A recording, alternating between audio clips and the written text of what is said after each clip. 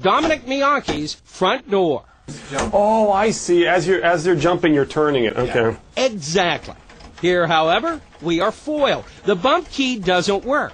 So we go inside to a secured storage door. Oh, there we go.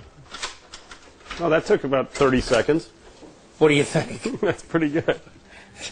That's amazing, I think isn't they it? probably shouldn't be selling those on eBay.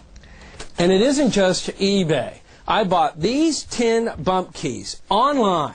Total cost, $17.50. This is the ABC Broadcast Center in San Francisco. We have highly trained security officers, cameras, monitors, and security of all types. Will a bump key work here? We decided to find out. This is our front door. Now, if you weren't Michael Finney, security certainly wouldn't allow you to mess around with a door like this. Still,